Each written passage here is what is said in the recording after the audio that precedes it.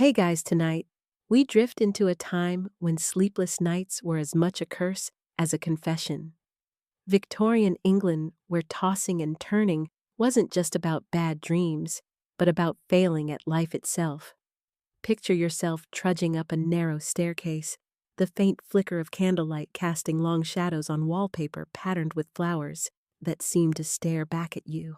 Outside, gas lamps sputter in the foggy streets, but inside your cramped bedroom, the silence is broken only by your restless breath and the ticking of an ornate clock too loud for comfort. You probably won't survive this if you think modern insomnia is tough. Victorian sleeplessness came with a hefty dose of guilt. Society saw it as both a medical ailment and a moral failing, as if your inability to sleep hinted at some inner weakness, a spiritual unrest, or perhaps a secret sin you refused to confess. So while you're staring wide-eyed at the cracked ceiling, remember that back then just admitting you couldn't sleep could lead to whispers of neurasthenia or even hysteria. So before you get comfortable, take a moment to like the video and subscribe, but only if you genuinely enjoy what I do here. Also, drop a comment with your location and local time. Are you fighting your own sleepless battle right now, or cozying up in a land where night falls gently? Now dim the lights, maybe turn on a fan for that soft background hum, and let's ease into tonight's journey together. In Victorian times, sleepless nights were a common plague affecting people across all classes. Industrialization had pulled many into hectic city life, and with urban noises and gaslighting blurring the boundaries between day and night, quiet rest was harder to come by. The middle classes, newly rising in wealth, often found themselves trapped between the pressures of work and society's expectations of calm, controlled domesticity. Doctors of the era, armed with the budding science of neurology, began to diagnose insomnia as a symptom of nervous exhaustion, something they called neurasthenia. The label was catch-all enough to cover everything from anxiety to poor digestion. Interestingly, historians still argue whether Victorian insomnia was actually more widespread than today, or just better documented because of the era's fascination with the nervous system. Diaries and letters reveal a common refrain: people lying awake haunted by worries or physical discomfort, with no tablet or app to turn to for relief. For many, this wasn't just a health issue, it was a social stigma. Women in particular were often diagnosed with hysteria, a vague condition tied to sleeplessness, emotional volatility, and perceived moral weakness. You might chuckle or cringe at the thought that some Victorians literally believed sleeplessness was the devil's doing, or a punishment for sins of the mind or body.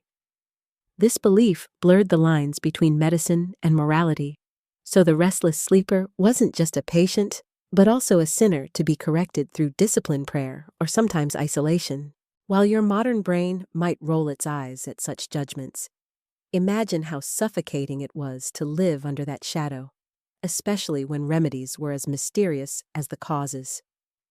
The notion that a lack of sleep could unravel your entire character created an unspoken pressure to perform, rest making the quiet desperation of lying awake in the dark all the more agonizing. The era's obsession with documenting health meant that physicians began to experiment with treatments ranging from the herbal and mundane to the downright bizarre that promised the sweet oblivion of sleep. As you settle deeper into your pillow, think of those restless Victorians reaching for remedies that would seem as strange and fascinating to you as your smartphone seems to them. Remember, this was a time before electric lights and central heating, where a cold draft or a creaky floorboard could rob a person of rest as surely as worry or pain. Victorian insomnia was not just a medical condition, but a reflection of a society caught between the old-world superstition and the dawn of modern science, a paradox as uncomfortable as the restless tossing under your own covers. You can almost hear the whispering debates in Victorian medical journals. Is insomnia a symptom of spiritual malaise or nervous overstimulation? Does it require moral correction or chemical intervention? Historians still argue whether these overlapping views slowed true progress in treating sleep disorders or merely reflected a society grappling with rapid change. So as you feel your eyelids grow heavy, imagine yourself in that dimly lit room caught between fear and hope, between centuries, searching for a remedy that actually works, and prepare to hear about some of those Victorian secrets that might just surprise you. You close your eyes, but instead of drifting off, your mind lingers on the rustle of leaves outside the window and the faint clink of a teacup somewhere downstairs. Now picture the Victorian household, where the answer to such restless nights often came in a steaming cup of herbal tea. Chamomile, valerian root, and lavender weren't just modern wellness trends. They were the backbone of Victorian botanical sleep remedies lovingly brewed by caretakers who believed nature held the key to peace. Herbal helpers were the first line of defense steeped in tradition and passed down through generations. Chamomile, with its delicate daisy-like flowers, was cherished for its gentle calming effect. Victorian women, often the family apothecaries, would crush its dried blossoms and steep them in hot water to soothe frazzled nerves. The scent alone, sweet and honeyed, was said to coax even the most stubborn insomnia toward rest. Valerian root, on the other hand, was a bit of a wild card. Its earthy aroma could be pungent, even offensive, but it packed a punch when it came to sedation. Some Victorians swore by valerian-infused pillows, tucking the roots inside sachets placed beneath their heads. Others preferred tinctures or teas carefully dosed because too much valerian could lead to grogginess rather than a restful sleep. You might think it's just folklore, but valerian's sedative properties are still used today, though refined and much less smelly. Lavender's calming reputation made it a staple in Victorian homes, not just in teas, but sprinkled into bed linens or burned as incense. Its floral, slightly sweet fragrance was believed to lull the mind and body into a peaceful state. This tradition survives in modern aromatherapy, though Victorian lavender wasn't exactly the spa-grade oil you find on Instagram. Historians still argue whether the psychological benefits of these scents were placebo or if there was a genuine physiological effect at play. But beyond these classics, Victorians weren't shy about experimenting with more obscure botanicals. Imagine the mysterious herbs whispered about in gossip-filled parlors and hidden apothecary drawers. Wild hops, for example, were sometimes dried and stuffed into pillows, following an ancient belief that their sedative qualities could ease restless limbs. Passion flower, a tropical import, found favor among those who could afford exotic remedies touted for its anxiety-relieving effects. And then there's the fringe, the plants that don't often make it into your average herbal tea guide. Deadly nightshade or belladonna occasionally appeared in Victorian concoctions, used with caution given its toxic properties. It was believed to induce drowsiness, but required precise handling, lest it cause hallucinations or worse. This dangerously alluring remedy perfectly captures Victorian medicine's dance on the edge of science and superstition. One curious tidbit: some Victorian sleep aids included parts of the mandrake root, whose gnarled, human-shaped form inspired legends of magical powers. Although controversial and often dismissed as witchcraft by skeptics, mandrake was still occasionally used in tinctures or powders for sedation. The aura of mystery surrounding it only fueled its popularity among those craving a deeper dream-filled sleep.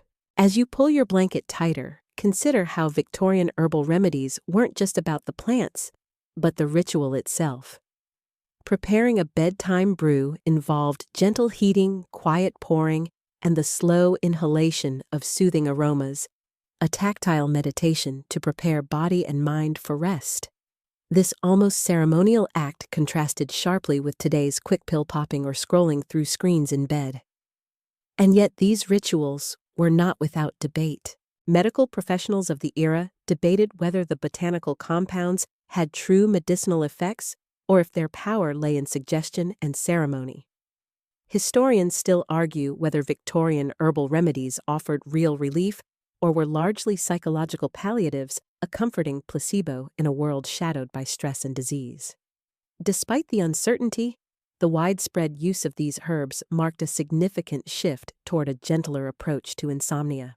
The Victorian era was beginning to embrace natural treatments rather than harsh purgatives or cruel restraints, a hopeful step in the long journey toward modern sleep medicine. So as your eyes flutter and your breathing slows, imagine steeping a cup of chamomile beside your bedside candle, the warm liquid coaxing you gently toward dreams, just as it did for so many restless Victorians before you. You're nestled deeper into your pillow now, feeling the weight of the night press gently against you. But just as your mind begins to wander, there's a shadow cast by a far darker remedy, the opium tincture known as laudanum.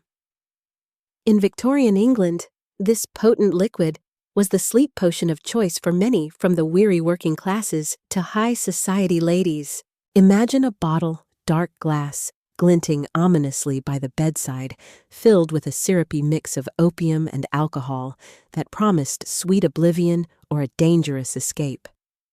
Opium and laudanum were everywhere prescribed by doctors, handed out by pharmacists, and sometimes self-administered in desperate hope. Its seductive promise to quell the racing mind and soothe the restless body into a deep, dreamless sleep. Victorian families even gave tiny doses to children suffering from colic or insomnia, oblivious to the addictive potential lurking in every drop. But this cure was a double-edged sword. While laudanum could lull you into a peaceful slumber, it often came with side effects: drowsiness by day, a foggy mind, and the insidious grip of dependency. You might be surprised to learn that Queen Victoria herself reportedly used laudanum after childbirth, underscoring how accepted this remedy was, even among the elite. Historians still argue about the long-term societal impact of laudanum use in the Victorian era. Some believe its widespread availability contributed to a silent epidemic of addiction, hidden behind curtains of propriety and silence.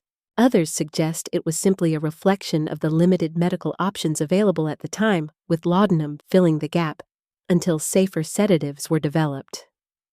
What makes Victorian opium use even more fascinating is how it blurred the lines between medicine recreation and social control.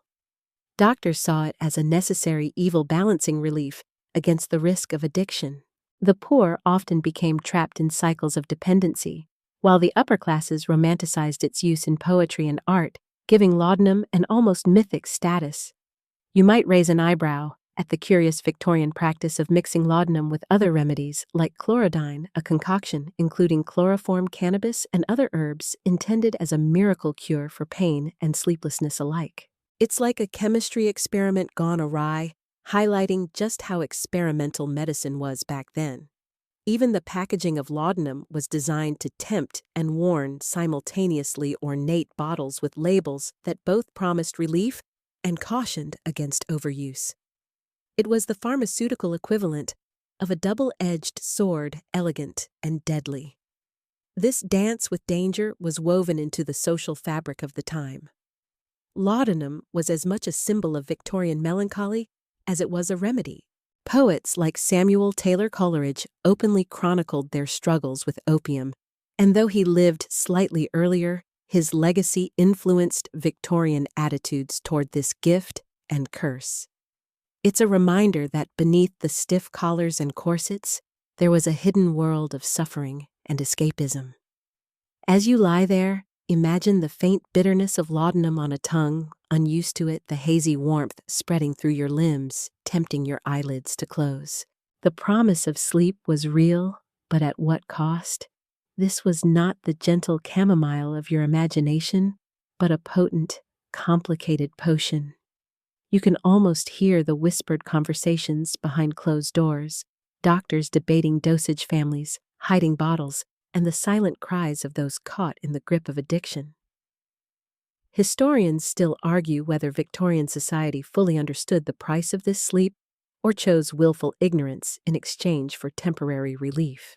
And so, as your breath deepens and your thoughts soften, hold in your mind the bittersweet legacy of laudanum, a remedy that promised rest, but wove its own nightmares in the shadows. You're halfway into the night now, your breath steady, but your mind still curious about the strange corners of Victorian medicine. Let's take a detour into one of the more bizarre and lesser-known remedies that might make you blink in disbelief: the curious case of crocodile dung. Yes, crocodile dung. Before you recoil in horror, picture a world where the lines between beauty health and superstition were blurred like ink spilled on lace curtains. Victorians were nothing if not inventive, especially when it came to topical treatments. Crocodile dung imported from exotic lands was believed by some to have medicinal and cosmetic properties. Applied as a paste or mixed with oils, it was touted as a skin purifier acne remedy. And here's the kicker: a sleep aid when rubbed onto temples or the back of the neck. The logic: its potent smell supposedly overwhelmed the senses enough to lull the mind into rest. Now, before you think this was just Victorian lunacy, remember the era's deep fascination with exotic ingredients. The allure of faraway places often made such remedies fashionable, even if they seem more grotesque than helpful today. Crocodile dung's use straddled the border between folk medicine and high society vanity, demonstrating how desperation and curiosity mingled in the search for rest. Here's a quirky tidbit: some Victorian beauty manuals recommended crocodile dung mixed with rose water and alum to create a cooling lotion that could ease headaches and promote relaxation. The scent was reportedly pungent enough to knock out a horse, which makes you wonder about the quality of their sleep, really. Historians still argue whether such remedies offered any genuine physiological benefits or simply functioned as strong-smelling distractions. Beyond crocodile dung, the Victorians experimented with all manner of animal-based products: snail slime, bat wings, even crushed beetles in their quest for health and beauty. The overlap between these ingredients and sleep remedies reveals a fascinating cultural mindset where the boundaries between body, spirit, and environment were porous. It's worth noting that Victorian medicine often combined practical herbalism with theatrical, sometimes ritualistic applications. Rubbing strange pastes onto the skin wasn't just about the chemicals, but the sensory experience, the cool touch, the overpowering aroma, and the belief in the mysterious powers of nature's creatures. As you imagine the sticky paste applied to a weary forehead, think of the Victorian patient, half hoping, half wishing for the strange smell to work its magic, while silently wondering if it would just make them smell like a swamp monster. There's a humor here that Victorian medical practitioners probably wouldn't appreciate, but we can grin at. Remember that crocodile dung sunscreen we joked about? Well, this sleep aid isn't that far off in spirit. Both demonstrate how Victorian remedies often doubled as multi-purpose, if peculiar, concoctions. It wasn't unusual for a single mixture to be prescribed for everything from skin complaints to nervous unrest. The social acceptance of such oddities tells us something about Victorian desperation and imagination. When science was still young and medicines often made from mysterious powders, the boundary between credible treatment and superstition was thin. Even respectable doctors sometimes recommended or tolerated these practices, especially when faced with the elusive nature of insomnia. So, as you sink into your pillow, wondering if that faint scent is real or just your imagination, appreciate that the Victorian approach to sleeplessness was as much about sensory distraction as chemical cure. The pungent, strange, and utterly unforgettable remedies reveal a society desperate to conquer the night in any way possible. Historians still argue whether the use of such exotic and often repugnant ingredients slowed medical progress or opened doors to new pharmacological discoveries masked in folklore. Either way, crocodile dung's place in Victorian sleep lore reminds us that the past was a wild, weird place to search for rest. You're settling in now, the night growing quieter, but the comforting ritual of Victorian bedtime is about to unfold in a way that might feel oddly familiar. Imagine a warm kitchen, a crackling fire, and the soft clinking of cups as a humble golden elixir is prepared: warm milk sweetened with honey. This simple yet beloved concoction was a staple in Victorian households, a gentle nudge toward calm and sleep wrapped in creamy sweetness. Warm milk's reputation as a sleep aid dates back centuries, and Victorians embraced it with particular fervor. Milk rich in tryptophan, the amino acid that helps produce serotonin and melatonin, was believed to soothe frazzled nerves and coax the body into rest. The addition of honey with its natural sugars and calming properties was thought to enhance this effect, creating a bedtime drink that combined nutrition, comfort, and tradition. But this wasn't just about the chemistry. The act of preparing and drinking warm milk and honey was a ritual one steeped in psychological calm. Caregivers would often give children a warm cup before bed, wrapping them in blankets and whispering soft stories, a routine designed to ease anxiety and transition from the day's worries into night's peace. You might recognize echoes of this in today's nighttime routines, showing how some traditions persist despite the march of science. Victorian etiquette also dictated a gentle approach to bedtime rooms, quieted voices hushed, and lights dimmed, creating an environment that fostered psychological tranquility. Warm milk and honey fit perfectly into this atmosphere, serving as a signal that the day's labors were done and rest was at hand. Interestingly, some Victorians experimented with adding spices like nutmeg or cinnamon to the mix, believing these aromatic flavors enhanced relaxation. Nutmeg in particular was considered mildly sedative, though in large quantities it could have hallucinogenic effects, a fact probably better left unsaid at the dinner table.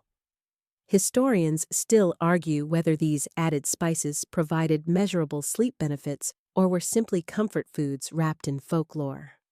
The psychological power of warmth should not be underestimated. The tactile sensation of a warm drink combined with the sweet taste and calming aroma helped soothe an overstimulated nervous system. In a time before electric heating, a warm cup in your hands was a small but significant comfort against the chill night air. This ritual also reflected Victorian attitudes toward food and health. Meals and drinks were seen as medicine, with diet tightly linked to well-being. The idea that what you consumed before sleep could influence the quality of your rest was widely accepted, though often based more on anecdote than rigorous science. You might find it amusing or comforting that these simple ingredients have endured as a go-to remedy across centuries, from Victorian parlors to your own kitchen. The image of a sleepy child clutching a mug of warm milk and honey is as timeless as the need for rest itself. But beware the cautionary tales whispered in some Victorian households: too much honey before bed could cause nightmares or digestive upset. The balance between remedy and risk was a fine line, much like the precarious balance between restful sleep and restless wakefulness that haunted so many.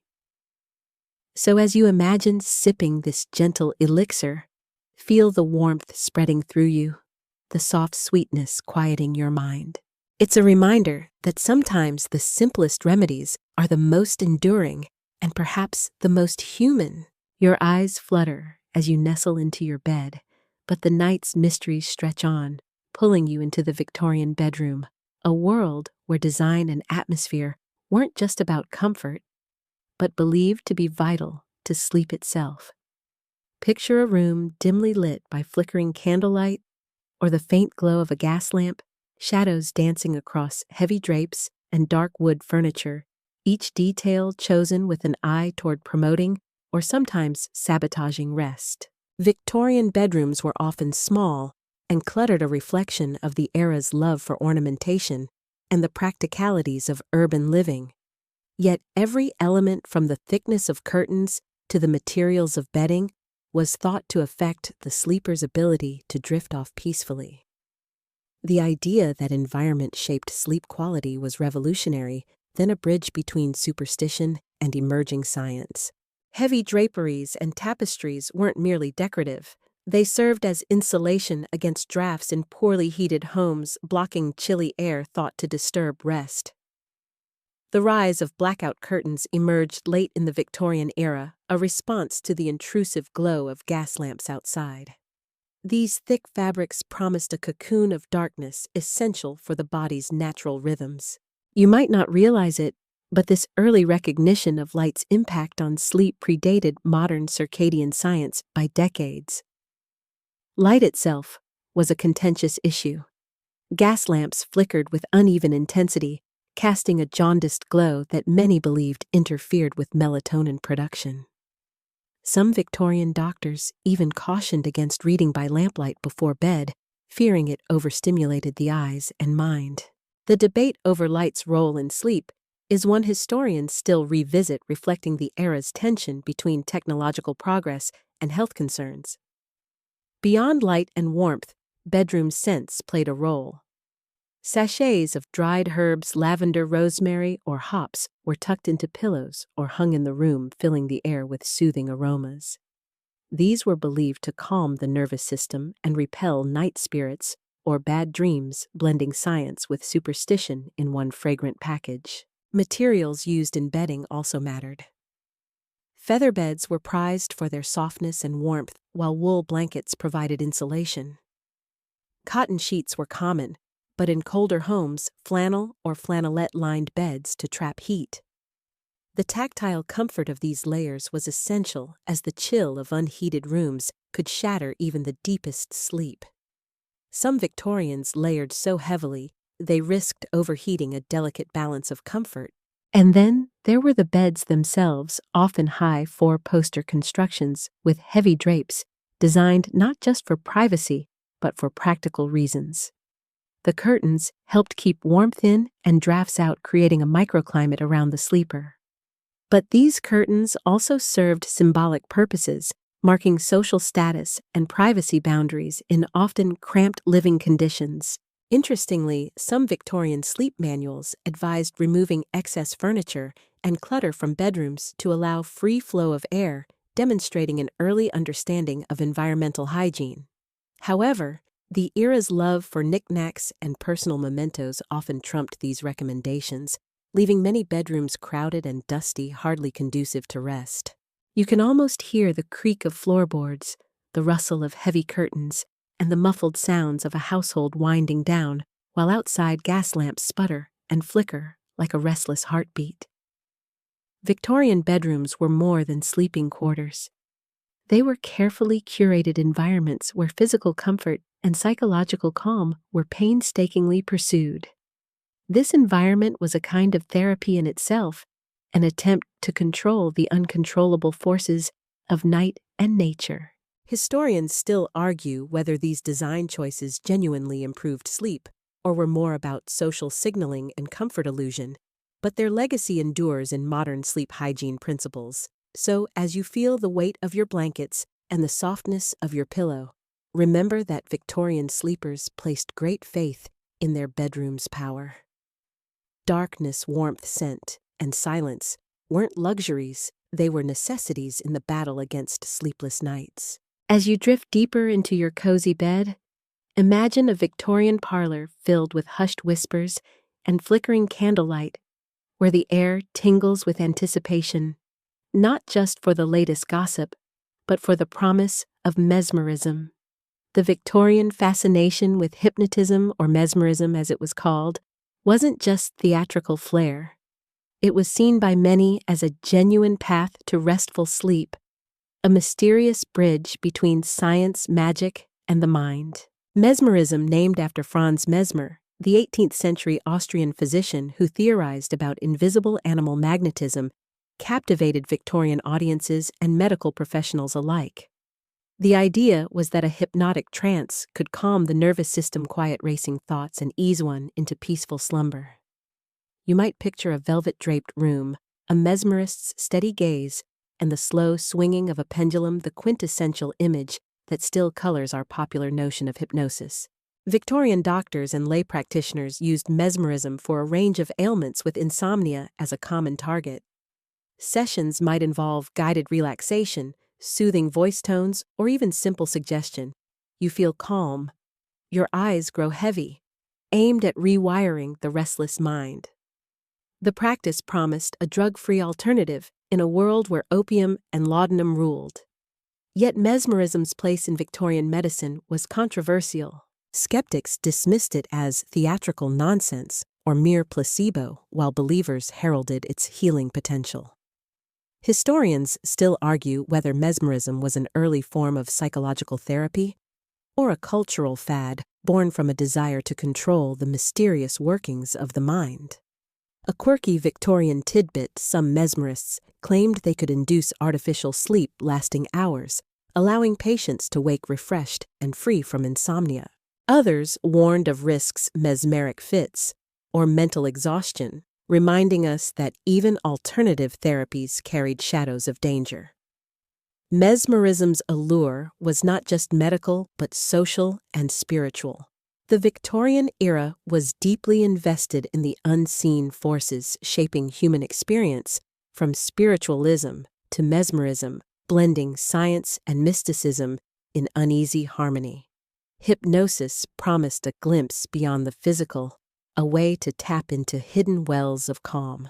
Interestingly, some Victorian novels and plays feature mesmerism as a plot device symbolizing control, vulnerability, or transformation. This cultural saturation helped popularize the idea of hypnotic sleep and blurred the boundaries between entertainment and therapy. While modern hypnosis owes much to these early practices, Victorian mesmerism was still raw, unregulated, and often performed by showmen rather than licensed professionals. This dual nature made it both fascinating and suspect a therapy suspended between credibility and carnival. So as you feel your eyelids grow heavy, imagine a soft voice guiding you toward calm, the hypnotic rhythm, soothing your mind, just as Victorian patients hoped. The promise of mesmerism was simple: to surrender control, trust in unseen forces, and finally find rest. Historians still debate whether mesmerism's sleep benefits were truly psychological or merely the power of suggestion amplified by the era's thirst for wonder. But its legacy remains a testament to Victorian curiosity and the timeless human quest to conquer sleepless nights without resorting solely to pills or potions. You're nestled deeper into your blankets now, your breathing slowing, but before sleep claims you fully, let's journey into the shadowy realm of Victorian science and pseudoscience, a time when the invisible forces of animal magnetism or vital fluids were believed to influence health, mood, and yes, sleep itself. Imagine a candlelit laboratory, shelves lined with curious instruments, and earnest men and women debating the mysteries that lay just beyond sensory perception. The concept of animal magnetism, championed by Mesmer and carried forward by his Victorian followers, posited that an unseen magnetic fluid flowed through the body, and disturbances in this current could cause illness or sleeplessness. Practitioners believed they could manipulate this force to restore balance, coaxing the nervous system into calm and consequently sleep. Victorian sleep science flirted with these ideas seriously. Some doctors incorporated magnetized objects or passes of the hands over the body as treatments for insomnia. You might picture a Victorian physician waving a metal rod or crystal over a patient's head, murmuring about restoring equilibrium. These rituals combined showmanship with genuine hope, a blend that confuses modern observers. Yet these ideas also spawned a range of pseudoscientific practices. From magnetic beds lined with iron to vibrational therapies using mechanical devices, Victorian inventors sought to harness invisible energies to soothe the restless. The line between experimental medicine and charlatanism was as thin as a thread of spider silk. Interestingly, some believed that exposure to magnetic fields at night could regulate sleep cycles, an idea with echoes in today's more rigorous studies of electromagnetic influences on circadian rhythms. Historians still argue whether these Victorian practices were primitive science or simply misguided superstition. Animal magnetism also crossed into popular culture, inspiring seances, spiritual healing, and alternative health movements. Victorian sleep remedies often combined these elements, turning bedrooms into spaces charged with mystical energies as well as practical comforts. A curious tidbit: some Victorian practitioners advised wearing magnetic jewelry or carrying magnetized coins to bed, believing these objects could shield against nervous disturbances and promote restful sleep. The overlap of fashion and pseudoscience is a hallmark of this era's fascination with the invisible. You can almost hear the low hum of mechanical devices designed to vibrate or massage, aimed at lulling the body toward rest, and the earnest voices explaining unseen forces in parlors and medical societies alike. This blend of science mysticism and hope created a rich tapestry of sleep experiments. The Victorian flirtation with animal magnetism and similar theories reflects a period when science was expanding rapidly, but still wrestling with the limits of observation and understanding. Their earnest attempts to quantify and manipulate the unseen tell us much about human desire to control the elusive sleep. As your breath deepens, imagine the gentle pass of a healer's hand, the subtle vibration of a magnetic bed, and the soft glow of candles illuminating theories both brilliant and bizarre. It's a reminder that the search for sleep has always been a dance between knowledge and mystery. Historians still debate whether Victorian animal magnetism treatment slowed medical progress by clinging to unfounded theories or spurred curiosity that eventually led to better understanding of the nervous system and sleep. Whatever the case, these forgotten practices echo in today's explorations of energy and well-being. Your body is sinking deeper into rest, but before sleep fully claims, you imagine the chill of cold water treatments, a bracing Victorian method believed to shock the system into calm. Picture a cold wash basin porcelain gleaming under candlelight and the brisk splash of water against tired skin, a ritual designed to reset restless nerves and banish the night's jitters. Cold water treatments were surprisingly popular in Victorian times, despite seeming counterintuitive to our modern craving for warmth. The practice often involved a brisk wash or sponge bath before bed, sometimes even a quick dip in cold water for the brave or well-to-do with access to private baths. The sensation was thought to invigorate circulation, reduce inflammation, and calm the nervous system, thereby promoting sleep. Some Victorian health manuals advised bed baths using cold or lukewarm water, rubbed gently over the body to soothe agitation. This was particularly recommended for children and women suffering from nervous exhaustion or hysteria, reflecting the era's gendered approach to medicine. But it wasn't just about physical sensation. Cold water was believed to shock the body into a parasympathetic response, a calming effect where heart rate slows and muscles relax. Think of it as an ancient version of the modern cold plunge trend, minus the Instagram filters. The practice also ties into broader Victorian health philosophies emphasizing hygiene and balance. Fresh air cleanliness and temperature control were pillars of well-being, and cold water treatments fit neatly into this framework.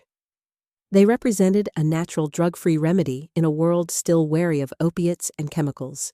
Interestingly, some Victorian spas and hydropathic establishments offered elaborate cold water therapies from showers to tanks, charging premium prices for treatments said to restore the body's vital force.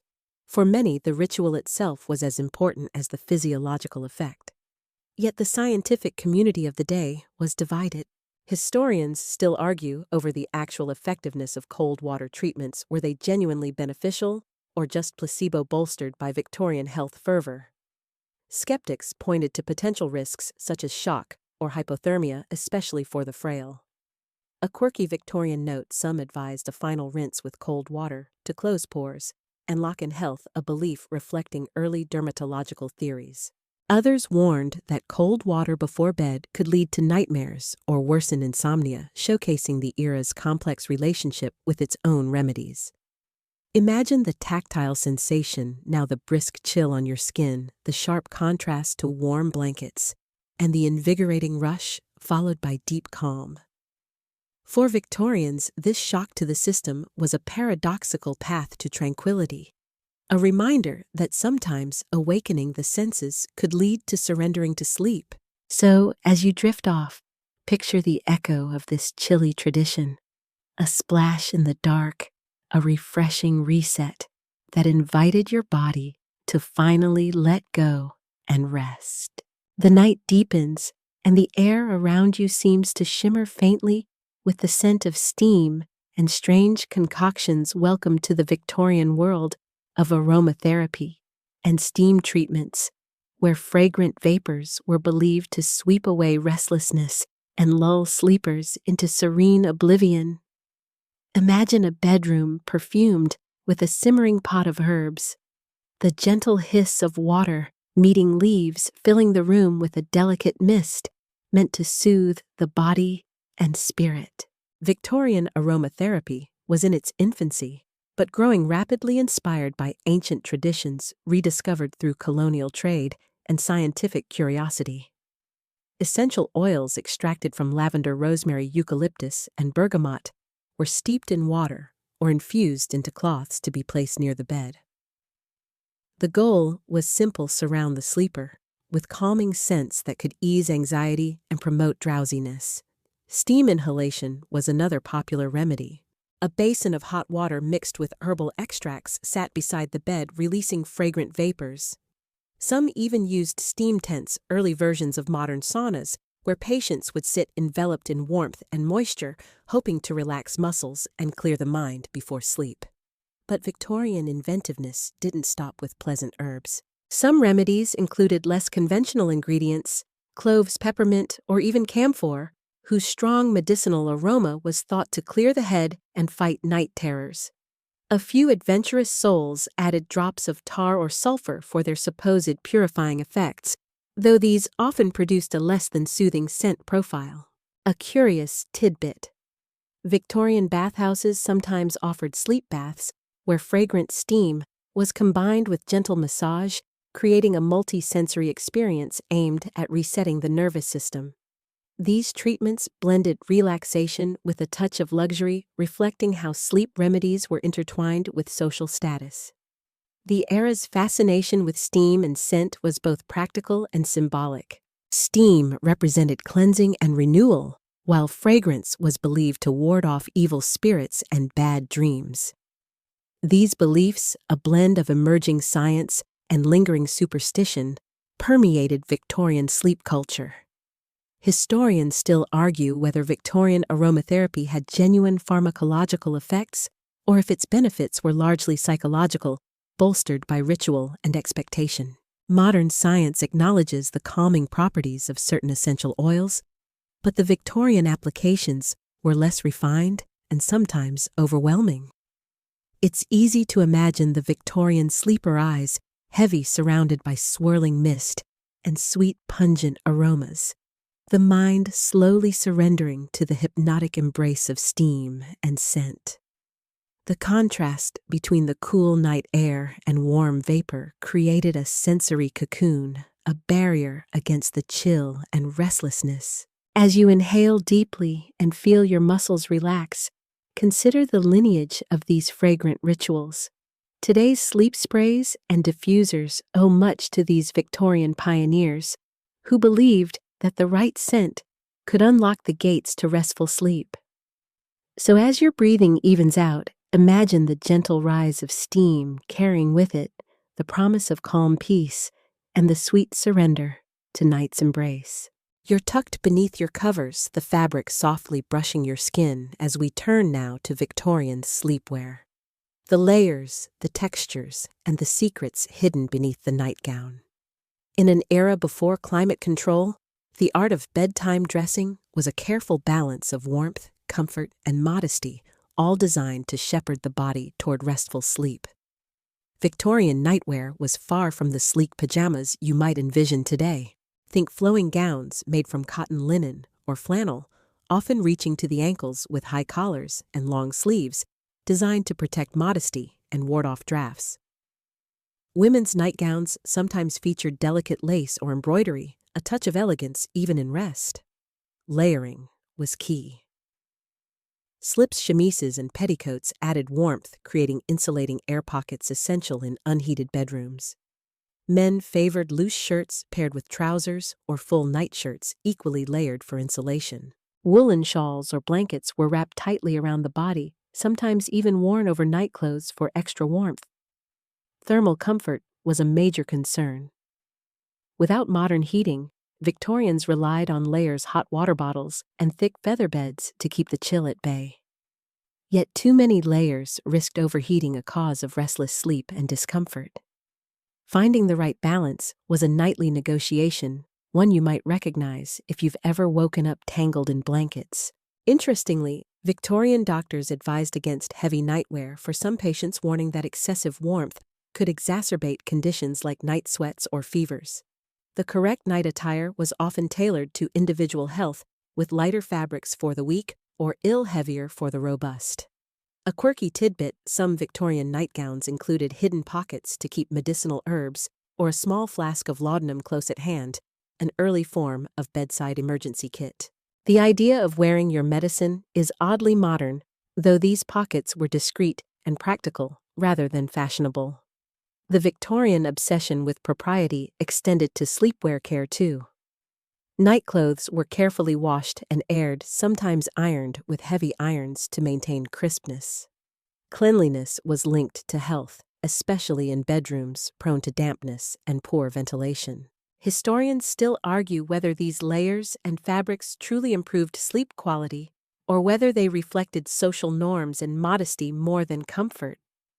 The sensory experience of heavy fabrics brushing skin, the weight of layers, and the snug warmth surely influenced rest, but the exact effect remains debated.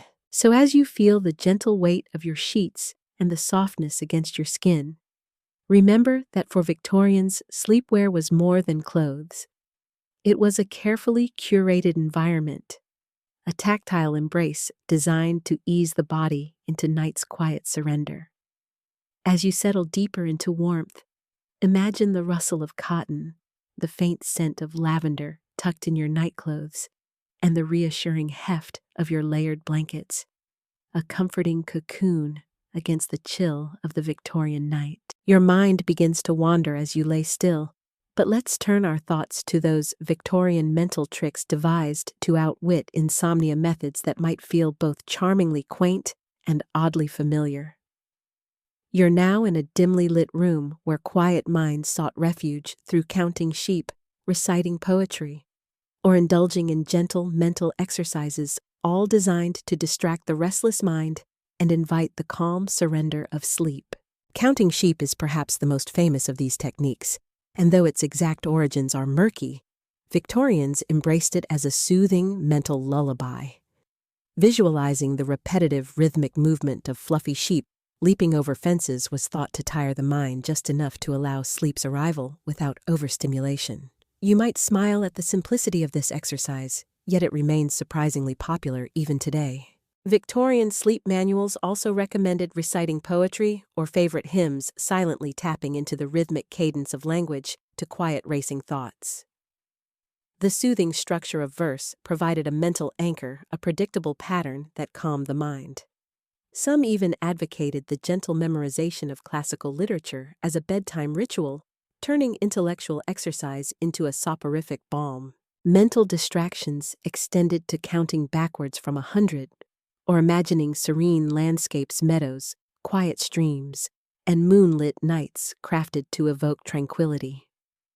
These imaginative escapes offered a gentle withdrawal from the worries of the day, a kind of internal meditation before modern mindfulness practices existed. But superstition wasn't far behind. Some Victorians believed that reciting certain phrases or prayers could ward off nightmares or evil spirits, linking mental exercises to spiritual protection. This blend of psychology and faith is a hallmark of the era's approach to sleep. Interestingly, some sleep experts warned against overthinking at night, cautioning that excessive mental activity could deepen insomnia, a warning as relevant now as then. This paradox fueled ongoing debates among Victorian physicians: how to encourage mental rest without dulling the intellect. A quirky tidbit: the practice of thought-stopping was also emerging, a technique where sufferers were instructed to consciously interrupt negative or anxious thoughts to break cycles of worry. Though rudimentary by modern cognitive standards, it showed early recognition of the mind's role in insomnia. Historians still argue how effective these Victorian mental techniques truly were versus their symbolic or placebo value.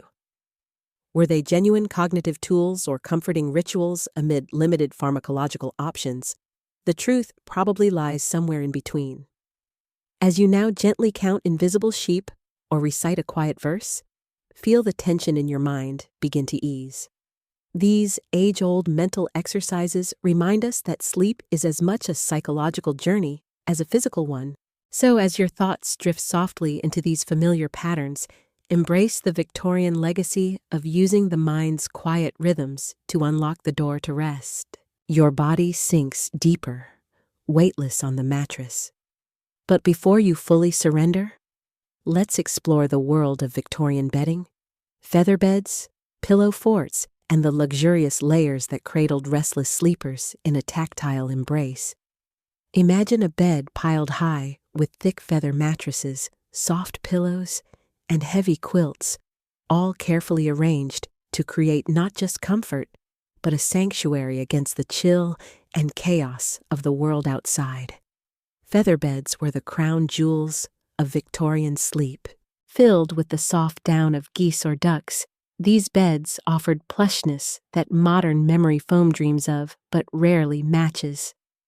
Their warmth and softness were considered essential for a good night's rest, especially in unheated homes.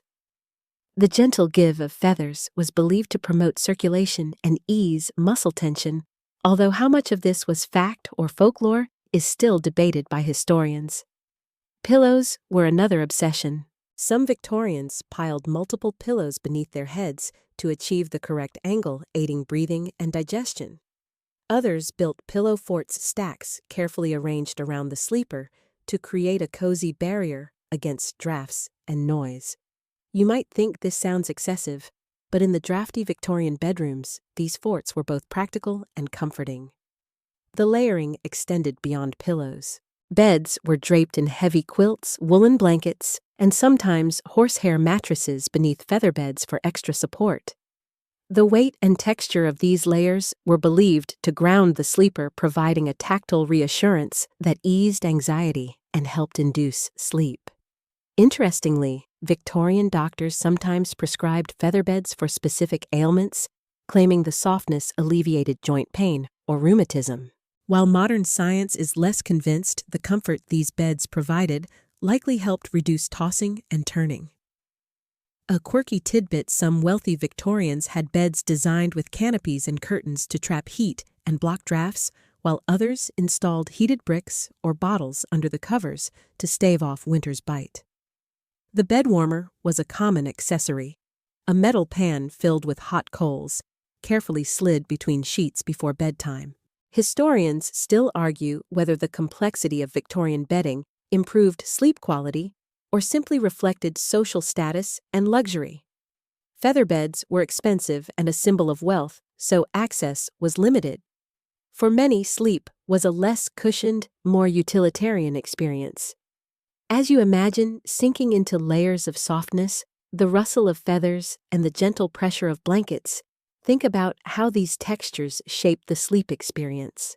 It wasn't just about warmth, but about feeling enveloped and secure, a cocoon for the body and mind. So as your body settles into this imagined nest, feel the quiet comfort of Victorian feather beds, where softness and weight combined to cradle sleepers through the restless night. The night is thick around you, and now imagine a small glass filled with amber liquid sitting on a bedside table, the Victorian nightcap. Alcohol was a popular sleep aid, ranging from whiskey and wine to sweet cordials, all believed to ease the mind and smooth the edges of the restless night. Picture the warm burn as the liquid slides down, a temporary balm against worry and wakefulness. Victorians embraced alcohol as a remedy for insomnia long before the rise of modern sedatives. A nightcap was thought to relax muscles, dull anxieties, and encourage drowsiness. From working-class pubs to genteel drawing rooms, the ritual of a final drink before bed was widespread and socially accepted. But the effects of alcohol on sleep were a double-edged sword. While it might hasten the onset of sleep, it often disrupted the deeper stages leading to fragmented rest and early awakening. You might chuckle knowing that some Victorian physicians warned against over-reliance on the nightcap, but for many, it was the most accessible solution. Cordials sweetened often. Herbal liqueurs were especially popular among women and children. Ingredients ranged from soothing herbs like valerian and chamomile to more dubious additives, all infused in alcohol. These drinks blurred the lines between medicine comfort and mild intoxication. A quirky Victorian note: some nightcaps included bitters or infusions thought to cleanse the blood, combining digestive aid with sleep promotion. The bittersweet flavors became part of the ritual, marking the transition from wakefulness to rest. Historians still argue whether the widespread use of alcohol for sleep contributed to dependency issues, or if it was a pragmatic response to limited alternatives. Social attitudes towards drinking were complex, with temperance movements gaining traction, but never fully curbing the nightcap's appeal. Imagine the soft clink of the glass, the subtle warmth spreading through the body, and the slow pull toward relaxation. For Victorians, the nightcap was both a physical and psychological cue time to let go, to surrender to the quiet darkness. Yet the paradox remains: a remedy that promises rest, but often steals its quality. Modern science confirms what Victorian doctors suspected, that alcohol's initial sedation masks a restless night to come. So as you feel the comfort of your imaginary nightcap, consider the Victorian struggle to balance relief and risk a delicate dance in the dim glow of candlelight. You're drifting now, almost at the threshold of sleep, as we reflect on the legacy of Victorian sleep remedies, those curious, sometimes comforting, sometimes confounding efforts to tame the night's unrest. Many of their methods have faded into obscurity, while others evolved, leaving traces in our modern bedtime rituals and scientific understanding. Consider chamomile and lavender, still household staples for relaxation. Their Victorian use as herbal calmatives paved the way for today's aromatherapy and herbal supplements. The ritual of brewing a warm, fragrant tea, once a nightly necessity, now serves as a gentle reminder of simpler, slower moments in a world that often rushes us awake. On the other hand, laudanum's dark legacy serves as a cautionary tale about the seductive power of pharmaceuticals and the dangers of dependence. Though banned and refined, the Victorian relationship with opiates echoes in contemporary struggles with pain management and sleep aids. Historians still debate how Victorian society's acceptance of opium shaped modern medical practices and cultural attitudes toward addiction. Mesmerism and animal magnetism, once the darlings of Victorian alternative medicine, may seem quaint or mystical now, yet they foreshadowed the development of hypnosis and psychotherapy. Their focus on the mind's power over the body anticipates modern psychological approaches to insomnia, reminding us that rest is as much mental as physical. Victorian beliefs about bedroom environment, sleepwear, and bedtime rituals underscore timeless truths that comfort, warmth, quiet, and routine matter deeply in preparing the body and mind for sleep. The heavy feather beds, layered blankets, and scented pillows were early experiments in what we now call sleep hygiene. Even the strange remedies, crocodile dung, cold water treatments, and aromatic steam, tell a story of human creativity and desperation, a willingness to try anything for relief from the torment of sleepless nights. They reflect a time when science was still finding its footing, and every shadow held a potential cure or curse. As you nestle beneath your own blankets, remember that your bedtime rituals are part of a long continuum, an unbroken thread linking you to those Victorian souls who sought rest in candlelit rooms through teas and tinctures, rituals and remedies. There's comfort in this shared human experience, a quiet kinship across centuries, reminding us that sleep, elusive as it can be, is a universal desire and challenge. So as your breath slows and your thoughts fade into dreams, carry with you the echoes of Victorian nights, complex, strange, and ultimately hopeful, that shaped the ways we seek peace in the dark. Sweet dreams,